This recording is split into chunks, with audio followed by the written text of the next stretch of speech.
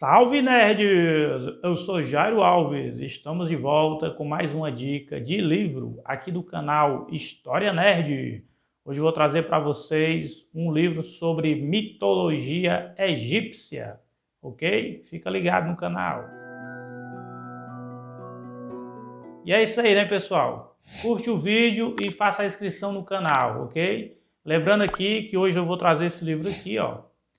As melhores histórias da mitologia egípcia, ok? E nós já temos um vídeo, vou deixar nas descrições aqui, ó. As melhores histórias da mitologia japonesa. Se você gosta de mitologia, esse vídeo é para você. Vou deixar embaixo nas descrições aqui do vídeo o link para o vídeo desse livro aqui, ó. As melhores histórias da mitologia japonesa, ok? E hoje nós vamos falar desse livro aqui, ó. As melhores histórias da mitologia egípcia. Essa edição aqui é de 2021, só tem 191 páginas. Um livrozinho fininho aqui, ó. Rapidamente você consegue ler, tem uma linguagem muito boa, né? Uma linguagem assim bem acessível. Muito legal aqui esse livro, muito bom. E ele vai falar das principais histórias, né? Os principais deuses da mitologia egípcia, né? E como toda mitologia, ele inicia-se, né, mostrando ali como iniciou-se, né? Eu vou colocar aqui atrás, que aí fica vendo aqui o vídeo, né? Deixa eu ver, tá bem aqui, ó. Pronto. Então, como todo livro de mitologia, ele inicia-se com o surgimento de tudo que existe, né? Dentro da mitologia egípcia, você não tinha só um imenso oceano, um imenso oceano, e deste imenso oceano nada mais existia. E de repente, após vários séculos, vários anos, né? Milhares e milhares de anos, surge uma ilha. Eita, caiu ali. Surge uma ilha. E essa ilha, ok? Surge uma ilha e essa ilha surge nessa ilha uma flor de lótus. É muito interessante isso aí. Não sei se aqui no livro não fala, da mitologia egípcia tem esse significado de pureza, mas dentro da mitologia hindu, a flor de lótus representa a pureza, né? Porque ela nasce na lama. Então surge uma ilha e nessa ilha surge uma flor de lótus. E da flor de lótus ela emite uma grande quantidade de luz, né? Uma radiescência, uma luz, uma luminosidade, né? E dessa luz, dessa flor de lótus, surge o deus Ra. O deus Ra é o deus primordial, né? Aquele deus criador, né? É o deus que cria todas as criaturas existentes, tudo que existe na Terra, tudo que existe no universo, dentro da mitologia egípcia, foi o deus Ra que criou, né? Então, primeiramente, a primeira criatura que passou a existir foi Ra. Da vontade de Ra surge, né? Ele cria, após ele criar a Terra, após ele criar o universo, criar tudo que existe, ele sente a necessidade de criar outros seres vivos, né? Então ele começa a criar, a partir da sua vontade, outros deuses. E aí ele vai ter várias gerações de deuses, mas a primeira geração vai ser aqueles deuses mais primitivos, ligados aos elementos, né? A água, o fogo, vai criar o firmamento. Então ele vai surgir aqui, ó, os deuses primordiais, depois do Ra, mas que são ainda deuses bem arcaicos, né? Que vão representar os elementos. Aí você vai ter o deus Delfnet, Shum, Keb e Nut. Muito interessante que o Ra proibiu, né? Ele tinha medo de que, como outras mitologias, né, se surgisse algum deus mais forte do que ele, poderia sobrepujar, poderia tirar ali a dominância dele, né? A predominância dele sobre os outros deuses, né? E ele proibiu, né, a união entre Geb, que é a terra, que fica embaixo, e Nut, que fica em cima, né? É como se fosse o firmamento, a noite. Então você vê em algumas representações, algumas imagens aí que você tem em hieroglifos ou em esculturas lá no Egito, você vê em cima fica a deusa Nut e Keb, né, a deusa Nut como se fosse uma mulher, representatividade aí do elemento feminino, né? Fosse uma mulher que fica em cima, né, como se fosse deitada, né, representando o céu, né? Nut, e embaixo fica Keb. Keb é a terra e Nut é em cima. E Ra proibiu a união, né? Proibiu a união desses dois elementos, né? O elemento feminino e o elemento masculino, né? E aí o que é que acontece? O livro vai contar uma história lá, como é que teve essa proibição e tudo. E como esse casal, ele burlou, né? Lá no livro vai contar essa história, como o casal burlou essa proibição de Ra. Bem interessante a história, você lê o livro aí, você vai entender. E aí ocorre que depois ali de um certo tempo, apesar da proibição, acabou ocorrendo a união, né, entre Geb e Nut. Dessa união vai surgir outra geração de deuses, né? Aí você vai ter o Osíris, a Ísis, Nefte e Sete. Sendo que desses 4 deuses, o principal e o primogênito que vai reinar sobre o Egito, vai ser o deus civilizador, né? Vai ser o deus Osíris. O deus Osíris vai ser aquele deus que vai trazer a cultura, a civilização, né? Vai ensinar a usar o arado, vai ensinar a fundir metais, vai ensinar o uso da enxada, vai tirar os egípcios primitivos daquele estado de barbárie e vai trazer eles para a civilização, né? Vai ensinar os egípcios a viver em sociedade. Então é o deus Osíris, é o deus da ordem, o deus da justiça, o deus da organização, né? Da civilização.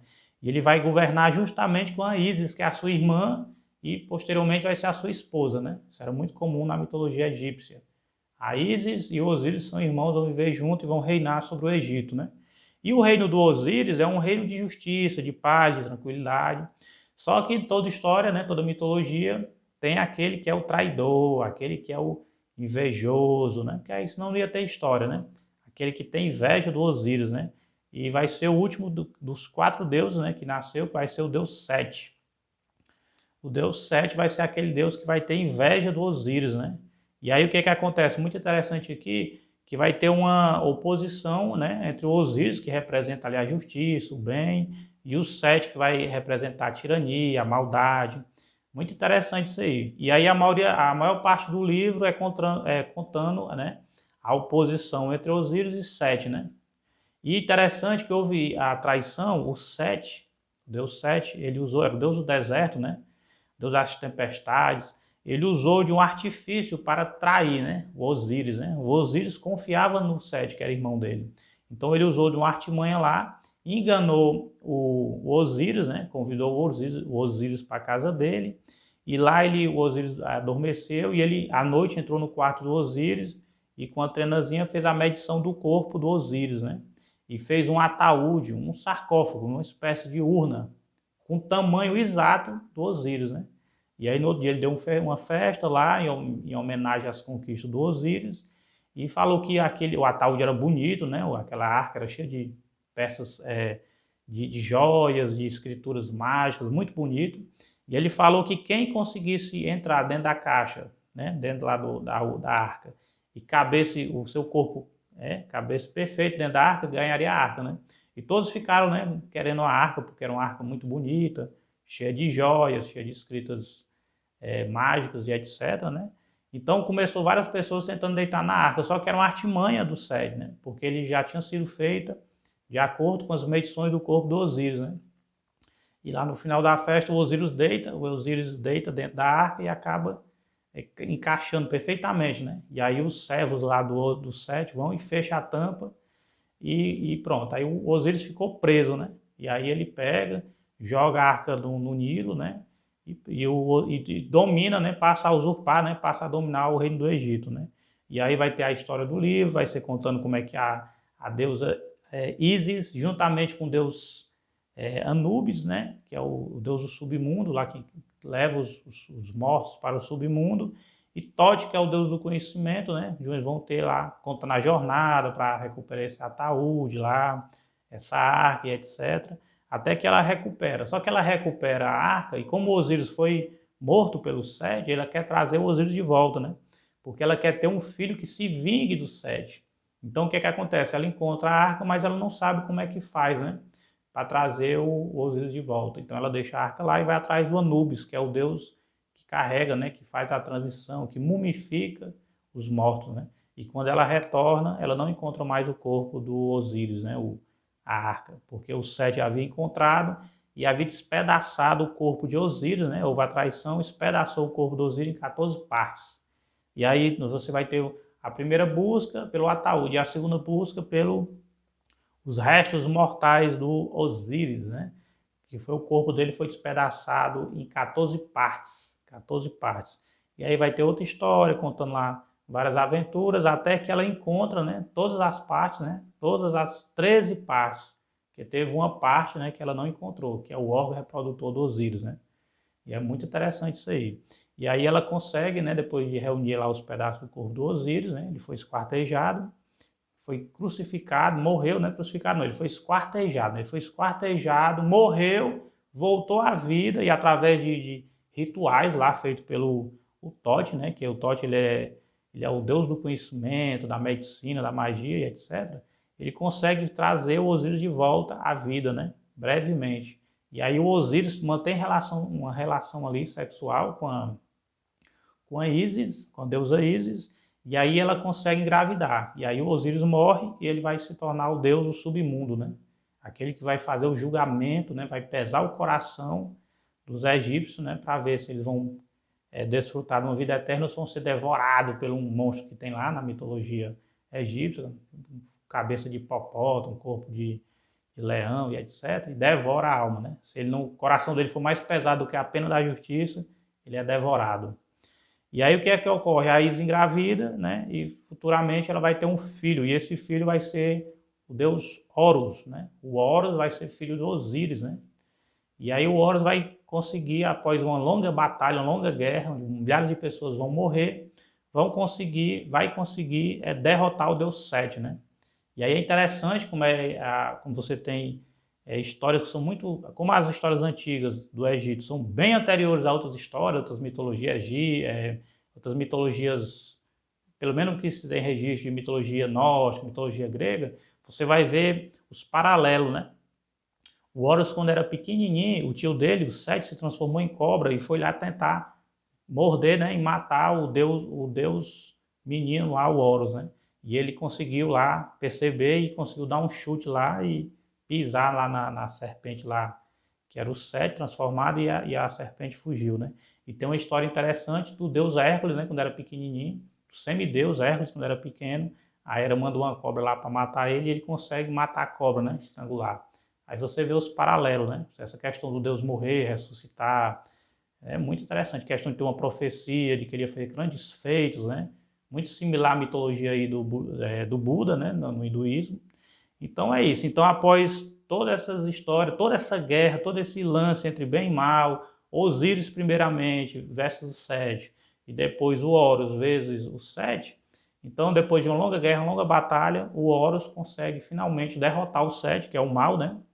O Horus vence o mal, vence o tio dele, o Sete, e volta a reinar a paz no Egito, né? E o Horus se torna aí o faraó, né?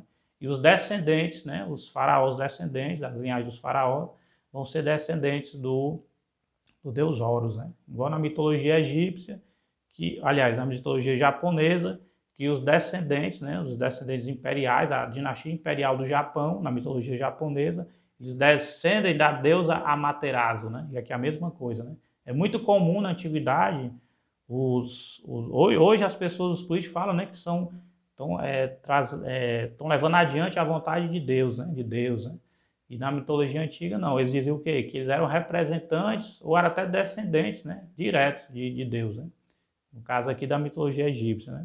Então o livro ele conta essas principais histórias dos principais deuses, né?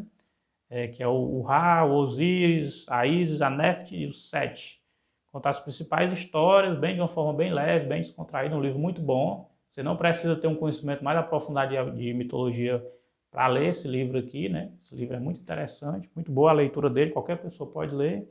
E tem umas histórias adicionais também, que é muito interessante. Tem a história aqui de como Deus Tote, que é o deus da sabedoria egípcia, como Deus Tote criou a escrita, né? Como ele criou a escrita egípcia. Então tá aqui a recomendação do canal História Nerd, as melhores histórias da mitologia egípcia. Fica a dica do livro aí, né?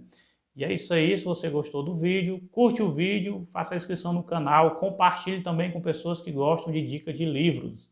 E logo, logo nós estaremos de volta aqui no canal. Até a próxima!